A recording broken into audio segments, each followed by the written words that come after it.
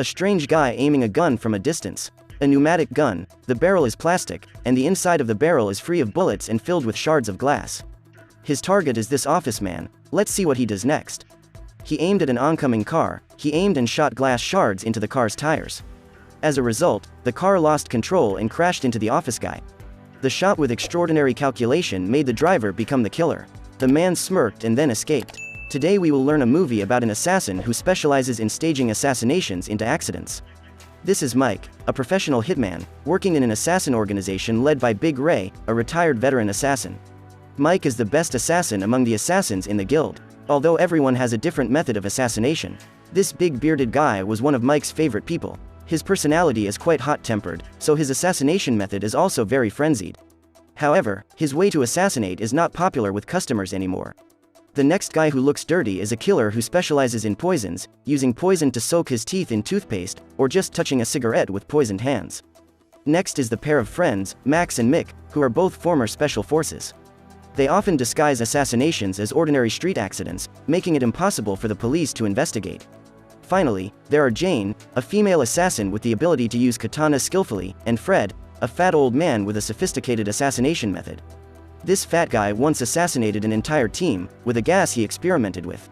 A bald guy walks in. This is Milton, an important link in the assassin organization.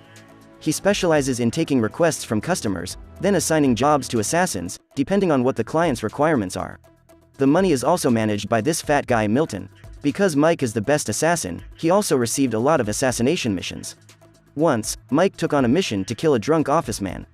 The office man came back in the middle of the night after drinking a full bottle of wine, not realizing when Mike had sneaked into the house. The drunk man saw the watch and tried to climb on the chair and take it down. His every move was predicted by Mike, until the drunk man stood up on the chair. Mike used a rope to choke him from behind. The hanged drunk doesn't know what happened. "Do you know who I am?" Mike just replied coldly and kicked the chair away. "Yes, I know who you are. You are worth $25,000. This show Mike only cares about money. Mike doesn't care if the person is good or bad, as long as there are money involved, Mike will take the mission. After the assassination was over, Mike took a photo as evidence and then returned.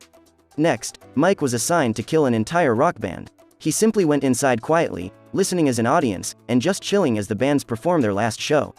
Notice that the band's power supply line is exposed. Mike flipped a glass of water to the power supply. The band singing with their electronic equipment then got electrocuted. The audience was bewildered and didn't know what was happening. After each such assassination, Mike will find a way to relieve stress. He didn't do anything fancy, but just decided to a pub. He then give money to the two security guards to go elsewhere. Going inside, Mike saw a bunch of uncivilized thug are bothering a sexy lady. Mike's simping blood then got boiled. He did not hesitate to come and hit them one by one. The thugs, with poor fighting skill compared to Mike, just rushed toward Mike. Mike then used the power of his badass skill to beat the crap out of the thugs. Although with the ability to fight and assassinate professionally, but who knows that Mike used to be a bullied young man. The classic main character trauma flashback. In this scene, a bunch of teenagers are chasing young Mike. They proc to bully him and make young Mike throw up his lunch money. But with the little money he make by selling newspaper, how can Mike have the money to pay them all day? Once, he caught a middle-aged man breaking into someone's house, carrying a gas cylinder, but he was definitely not a gas employee. Seconds after the man entered the house exploded. The man went out but nothing happened.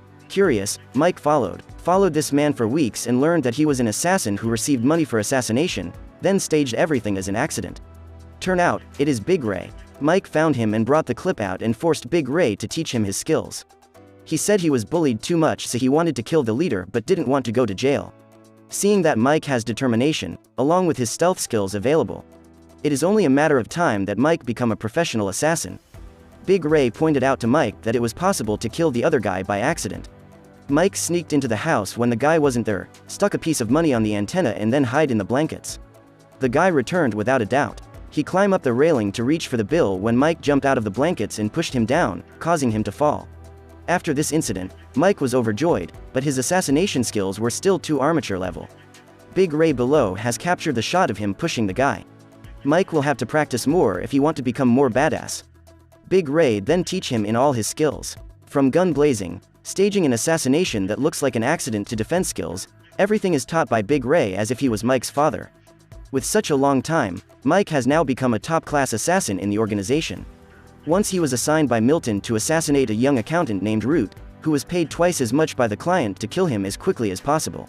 Mike accepted the mission without a doubt. He used a pneumatic shotgun, and the barrel was filled with shards of glass. Mike watched Root closely, then waited for a car to go at the right angle. When the car arrived at the right time, he immediately opened fire, shot glass fragments into the tire of the car, causing the tire to deflect. The car turned and hit Root, killing him, looking like an accident. Again, Mike just smirked and walked away, while his brother drove in fear, thinking he had just killed someone. That night, Milton called Mike and told him to go to the street that the client promised to get his pay as a reward for killing Root. Mike did not arrive in time, but was ambushed by another assassin.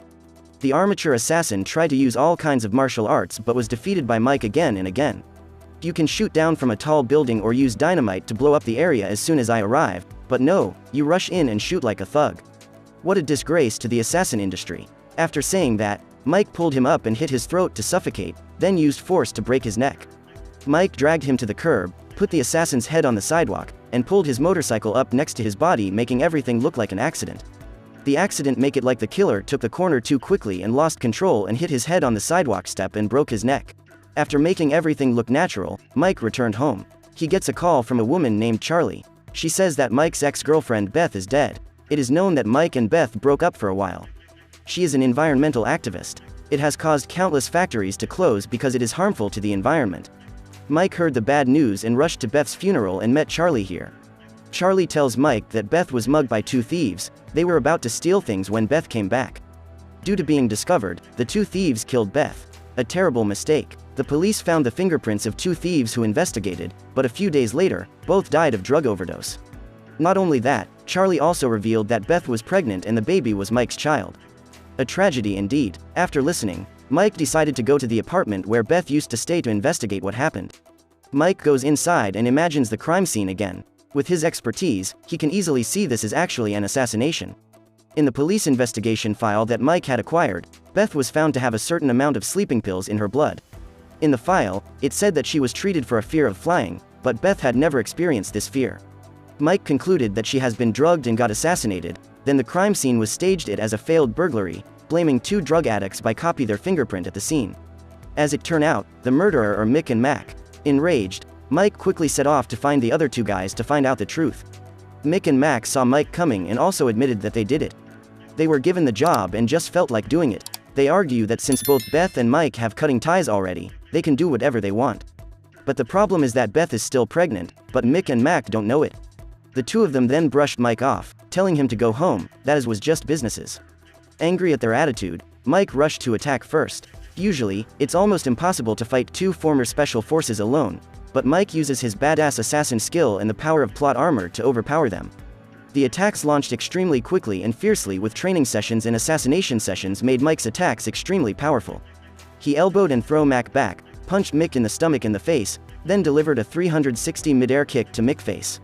Mike then goes to Charlie, telling her that Beth has been assassinated and asks information about Beth. Charlie says that Beth has a hard drive containing important information and the backup is at her parents' house. Just then, the bearded assassin of the guild came in. Someone has sent him to kill Charlie. The bearded man is quite a hot-tempered man. When he turns on his fury mode, the bearded man starts chopping mindlessly. Charlie took advantage of the time when the bearded man was not paying attention and stabbed him in the shoulder with a knife, but he used his raw strength to counterattack. As a result, the bearded man was about to stab Mike with the knife when he fell on the axe, causing fatal injuries. Before he died, the bearded guy revealed that Milton had sent him to kill Charlie. Mike heard that and told Charlie to go to Beth's parents' house to get the documents and then call him. Meanwhile, Mike comes to Milton's place to force him to tell who is behind the request of Charlie and Beth assassination. As a result, he said it was an accountant named Kent. After learning the information, Mike arranged to meet Charlie again after Charlie had obtained Beth's documents. Charlie told that Beth, being an environmentalist, has went after an Indian oil company called Vancap. The Vancap company was originally not going to be allowed to drill for oil, but the company's director bribed the government to give him the right to drill in the sea. Beth was informed by an accountant in that Vancap company, the accountant named Root. That's right, it was the accountant that Mike got rid of. The accountant Root had a colleague named Kent. This guy knew about Root bringing bribe information to Beth. The company director heard the news and told Kent to find the killer to eliminate them. Kent has contacted Milton to find a suitable assassin. He also recorded the entire conversation with Milton. He then gave it to Mike. Just at this moment, Mick and Mac rushed in. Big Ray, after seeing Mike causing too much trouble, ordered the entire team of assassins to eliminate Mike. Mick and Mac went full gun blazing. Mac then furiously throw grenades at Mike. But Mike turns into Ronaldo and kick the grenade back. The grenade explosion stunned the other two. Mike took advantage of the opportunity to control Mac's gun, but Mick accidentally shoot Mac while Mike used his body as a shield. Mike then sprayed Mick with a fire extinguisher and then knocked him out. Outside, the poison assassin had secretly ambushed Mike, climbed on his back to cover Mike's nose with a poison towel, but Mike knew and held his breath. The killer intended to stab him with a knife, but Mike stabbed him with his own knife and pushed him down the stairs. Finally, Mike meet Fred, an easy-to-pick-on assassin, with tools in his pocket that can't be used. Mike punched him and knocked him out as well.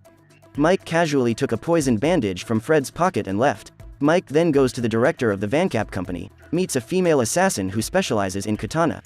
Here, she was sent by Big Ray to protect the old director. At first, it was a bit difficult. The female assassin was extremely agile. It could be said her skill on par with Mike, but then due to her weaker strength, she was easily knocked over by Mike through the door. The director held a katana and threw it to the female assassin. With her strong sword, the assassin slashed madly. Mike dodged smoothly and then used the lamp, but to no use. He then used a suitcase, but was sliced in two. As a result, after a careless slash of the female assassin, Mike counterattacked and stole the sword to stab her.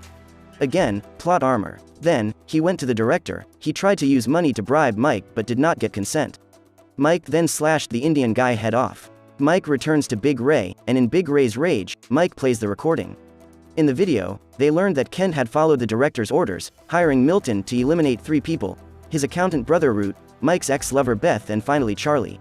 In the terms he gave, he wanted a single assassin to eliminate the other 3. After eliminating 3 of them, he would also eliminate the assassin to cover the clues. They will pay 3 times the money. As a result, the money-hungry Milton assigned Mike to kill his brother Root first, but knowing Mike would not kill Beth, he sent a young assassin to kill Mike. Then assigned the job of killing Beth and Charlie to the others. Wow, what a smart move. Hire a bunch of lesser experienced assassin to kill a professional one and then murder his wife. How does Milton think this gonna end? After everything was revealed, Milton was beaten and bruised by Big Ray. Serve him right. Mike then passed him the poisoned bandage, but Milton didn't know, and a few minutes later, he was dead. Everything is clear. Even though Big Ray knows the truth, he is also very angry because Mike made the assassin organization destroyed by the assassin he raised. In the end, he let Mike go but cut all ties with him. The film ends.